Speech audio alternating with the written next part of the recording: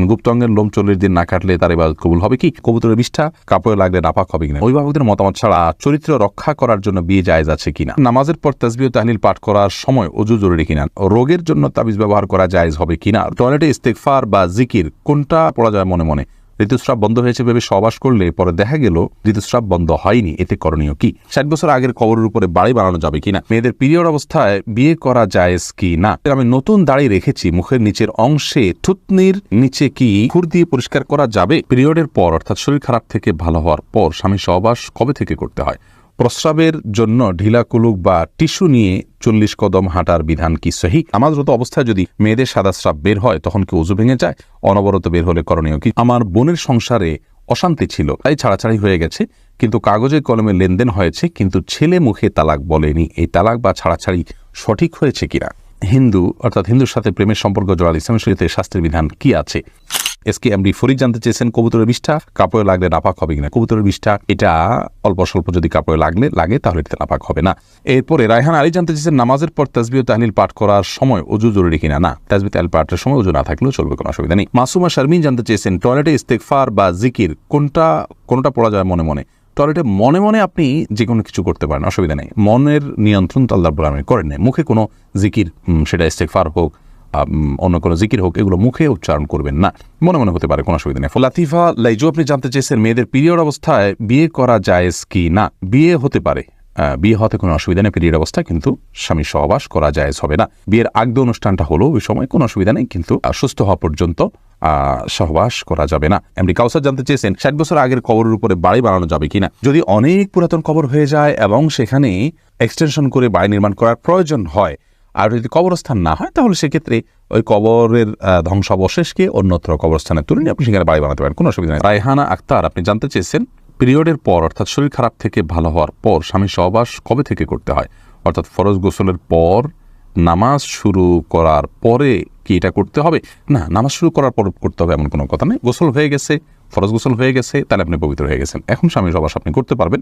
রুম্পা আপনি জানতে চেয়েছেন নামাজরত অবস্থায় যদি মেয়েদের সাদা স্রাব বের হয় তখন কি ওযু ভেঙে যায়? অনবরত বের হলে করণীয় কি? জি হ্যাঁ, সাদা স্রাব বের হলে ওযু ভেঙে যাবে, কিন্তু এটা যদি অনবরত পড়তেই থাকে, 5টা মিনিটও সময় গ্যাপ না থাকে, পুরো সালাতের ফুল সময়টা ধরে যেতে থাকে একটু করে, তাহলে সেক্ষেত্রে আপনাকে প্রত্যেক ওয়াক্তের জন্য ওযু করে সালাত আদায় করতে হবে। এরপরে ওযু করার পর যদি বের হয় কোনো অসুবিধা নেই, কিন্তু ওই ওয়াক্ত পর্যন্ত ওই ওযু দিয়ে আপনি সালাত আদায় করতে পারবেন। আকবর হোসেন জানতে চেয়েছেন আমার বোনের সংসারে অশান্তি ছিল, তাই ছাড়াছাড়ি হয়ে গেছে, কিন্তু কাগজে কলমে লেনদেন হয়েছে, কিন্তু ছেলে মুখে তালাক বলেনি। এই তালাক বা ছাড়াছাড়ি সঠিক হয়েছে কিনা? আপনার বোনের সংসারে অশান্তি ছিল, তাই ছাড়াছাড়ি হয়েছে, কাগজে কলমে লেনদেন হয়েছে, কিন্তু ছেলে মুখে তালাক বলেনি। ভাই আকবর হোসেন, প্রথম কথা হলো কাগজে কলমে কি লেখা হয়েছে? যদি কাগজে তিনি লিখিতভাবে ডিভোর্স দিয়ে থাকেন এবং তিনি সেখানে স্বাক্ষর করে থাকেন, ওটা পড়ে জেনে, তাহলে সেক্ষেত্রে তালাক হয়ে যাবে, মুখে কিছু না বললেও। লিখিতভাবে তালাক দিলেও তালাক হয় মুখের উচ্চারণ ছাড়া, কিন্তু তিনি কি লেখা আছে সেখানে জানতে হবে। কথার কথা, উকিল কি লিখেছে জানেনও না তিনি, বা তার কর্তৃপক্ষ, তারা পরিবারের লোকজন তালাকের কাগজপত্র রেডি করেছেন, তাকে শুধু বাধ্য করেছে সিগনেচার করতে, তিনি জানেন না কি লেখা আছে, তাহলে তালাক হবে না। এরকম হলে, আর যদি তিনি জানেন কি লেখা ছিল, ওইটা পড়ে তিনি সিগনেচার করেছেন, তাহলে তাতে তালাক হয়ে যাবে। রাহি শাহী আপনি আইডি থেকে জানতে চেয়েছেন প্রস্রাবের জন্য ঢিলা কুলুক বা টিস্যু নিয়ে 40 কদম হাঁটার বিধান কি সহি? না, 40 কদম পেশাবের পরে ঢিলা কুলুক ধরে আপনার হাঁটতে হবে, এরকম কোনো কথা কোরআন হাদিসে কোথাও বলা হয়নি। এবং এই বিষয়টি মানুষের সামনে যখন হাঁটাহাঁটি করা হয়, যেটা দৃষ্টিকটুও। অতএব কারোর যদি পেশাবের ধারা বন্ধ হতে একটু সময় লাগে, তাহলে তিনি টয়লেটে, ওয়াশরুমে অপেক্ষা করবেন, এবং সেখানে তার যদি উঠবস করা লাগে করবেন, কিন্তু মানুষের সামনে নিজের আপনার লজ্জাস্থানে হাত দিয়ে হাঁটাহাঁটি করা দৃষ্টিকটু, এতে কোনো সন্দেহ নেই, এবং এরকম কথা করাদেশে কোথাও বলা হয়নি। প্রিন্স রাফিন আপনি জানতে চেয়েছেন পড়ে যাওয়া চুল বিক্রি করলে গুনাহ হবে কি না? যে চুলগুলো পড়ে গেছে সেগুলো বিক্রি করলে গুনাহ হবে, কারণ হলো মানুষের শরীরের কোনো অংশ বিক্রি করা জায়েজ নাই। আল্লাহ রাব্বুল আলামিন আমাদেরকে আমাদের শরীরের কোনো অংশকে বিক্রি করার অধিকার দেননি, কারণ এগুলো সবগুলোর মালিকানা আল্লাহ তাআলার, আমাদেরকে শুধু ইউজ করতে দেওয়া হয়েছে, আমরা এগুলো বিক্রি করতে পারি না। রুবেল মাহমুদ আপনি জানতে চেয়েছেন আমি নতুন দাড়ি রেখেছি, মুখের নিচের অংশে থুতনির নিচে কি খুর দিয়ে পরিষ্কার করা যাবে? ভাই রুবেল, আপনি নতুন দাড়ি রেখেছেন, সেজন্য প্রথমে আপনাকে মোবারকবাদ জানাচ্ছি। আল্লাহ রাব্বুল আলামিন আপনাকে পূর্ণ একটি আমল, এটার উপরে অবিচল থাকার তৌফিক দান করুন। বিশেষ করে আজকাল আমাদের যুবক ভাইদের জন্য এই আমলটা করানো বেশি কঠিন হয়ে যায়। মুখের নিচের যে অংশ, থুতনির নিচের অংশ, এটা খুর দিয়ে আপনি পরিষ্কার করা যাবে কিনা বলেছেন। এটা পরিষ্কার করার প্রয়োজন নেই, কিন্তু যদি গলায় থাকে এগুলো আপনি পরিষ্কার করতে পারেন, কারণ এগুলো দাড়ি নয়। কিন্তু এই থুতনির কিছুটা নিচে হলে এগুলো দাড়ি। অতএব থুতনি থেকে যদি গলার দিকে চলে আসে কিছু দূর অনেকের আসে এবং এটা বিরক্তির কারণে, তাহলে এইটুকু আপনি চাচতে পারেন। কিন্তু থুতনিতে যেগুলো থাকে অর্থাৎ এই যে চোয়াল হাড্ডি, এই হাড্ডির উপরে এবং হাড্ডির উপরে নিচে ধারে কাছে যেগুলো আছে এগুলো সবগুলো দাড়ি হিসাবে বিবেচ্য, যার কারণে এগুলো কাটবেন না। তাহনিয়া, আপনি জানতে চেয়েছেন ঋতুস্রাব বন্ধ হয়েছে ভেবে সহবাস করলে পরে দেখা গেল ঋতুস্রাব বন্ধ হয়নি, এতে করণীয় কি? দেখুন, হামিদ আল তাহানি ঋতুস্রাব বন্ধ হয়েছে ভেবে সহবাস করেছেন, পরে যদি দেখেছেন না আসলে বন্ধ হয়নি, তাহলে সেক্ষেত্রে ইস্তেগফার করুন যে ভুল হয়ে গেছে, ইনশাআল্লাহ এর কারণে গুনাহ হবে না। কিন্তু জেনে শুনে ঋতুস্রাবের মধ্যে সহবাস হলে সেক্ষেত্রে হাদিসে রাসূল আকরাম সাল্লাল্লাহু আলাইহি ওয়াসাল্লাম শিক্ষা দিয়েছেন কিছু সাদকা করবে যেন কাফারা হিসাবে, কিছু গরিব দুঃখীদেরকে যার সাধ্য অনুযায়ী, যার সাধ্য আছে অল্প তিনি অল্প 100-200 দিলেন, আর যার সাধ্য অনেক বেশি আছে তিনি বেশি দান করে দিবেন। এটার জন্য পরবর্তীর জন্য সাবধান হতে হবে যাতে নিজের ভুলের কারণে কোনো গুনাহে আমরা লিপ্ত না হয়ে যাই বা আমাদের দ্বারা ভুল কিছু না হয়।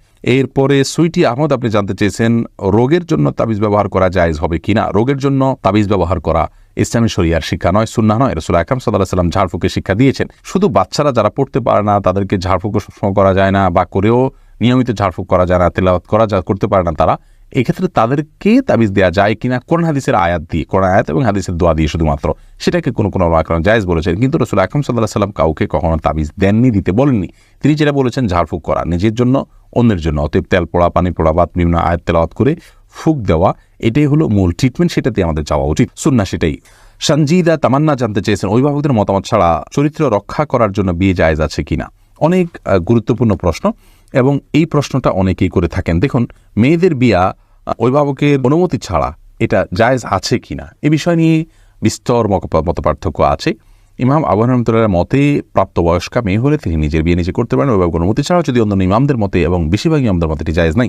তো এক্ষেত্রে একজন মেয়ে মানুষ তার পরিবারকে বোঝানোর চেষ্টা করবেন। পরিবার যদি এতই নাছোড়বান্দা হন, সবচেয়ে বড় কথা হলো যে আপনি নিজেকে অহেতুক যৌন বিষয়গুলোকে মানুষের মধ্যে সেগুলোর প্রতি আগ্রহী করে তুলে এরকম কাজ থেকে নিজেকে দূরে রাখা উচিত।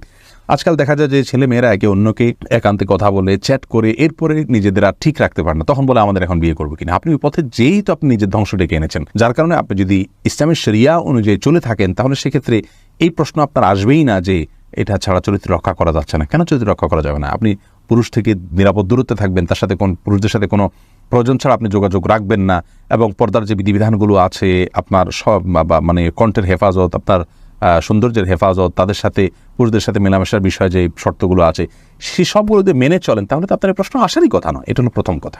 দ্বিতীয় কথা হলো যে যদি কোনো কারণে আপনি ইসলামের বিধিবিধানগুলো লঙ্ঘন করার কারণে এখন আপনি আসলে বিপদে পড়ে গেছেন, তাহলে সেক্ষেত্রে আপনি এখন নিজেকে দূরে সরে আনার চেষ্টা করবেন। এটা দ্বিতীয় বিষয়। তৃতীয়ত হলো অভিভাবক সম্মতির বাইরে, তাদের মতামতের বাইরে নিজেরা মতামত নিয়ে আর নিজেদের মতামতের ভিত্তি করে খুব বেশি সংখ্যক মানুষ শান্তিতে থাকতে পারেন না, এটা হলো বাস্তবতা, এবং বিয়ে ভেঙে যায় এর হারই বেশি। যার কারণে এই জায়গা থেকে আমরা সরার চেষ্টা করবো। হ্যাঁ, যদি কোনো অভিভাবক বয়স হয়ে গেছে, তারপরও দিচ্ছেন না এবং দিনদার ছেলেকে তারা পছন্দ করেন না, তাহলে সেক্ষেত্রে তার ইসলামের শরীয়ত দৃষ্টিকোণ তার অভিভাবকত্বের অধিকারী নেই। তখন আপনার পক্ষ থেকে এলাকার ইমাম অভিভাবককে আপনার গণ্যত্র বিয়ে দিতে পারে। কিন্তু বিষয়গুলোকে মাথায় রাখতে হবে, শুরুর ধাপে আপনি এটি অবলম্বন করতে পারবেন না।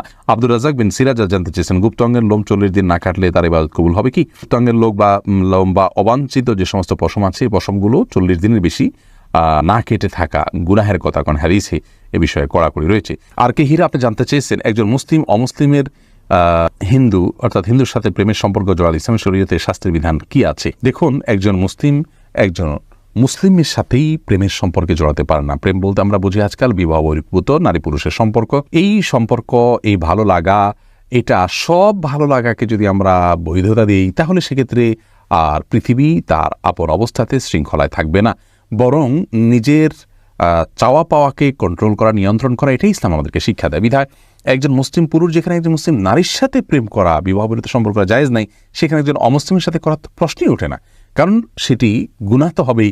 সেই সাথে আপনার এটা যদি তাদেরকে বিবাহ পর্যন্ত নিয়ে যায় তাহলে এটা হারাম হবে, কারণ তার সাথে বিবাহ করা জায়েজ নাই যতক্ষণ তিনি ঈমান না আনেন। বিধায় যদি তিনি ঈমান আনেন তাহলে ঈমান আনার পরে তাকে সরাসরি বিয়ে করবেন, কিন্তু বিবাহ বহির্ভূত প্রেম এটি জায়েজ নয়। এটি প্রতারণা এবং ভোগ ছাড়ার কিছু নেই। এখানে কোনো সামাজিক কমিটমেন্ট থাকে না, এটা অনাচারের অন্তর্ভুক্ত।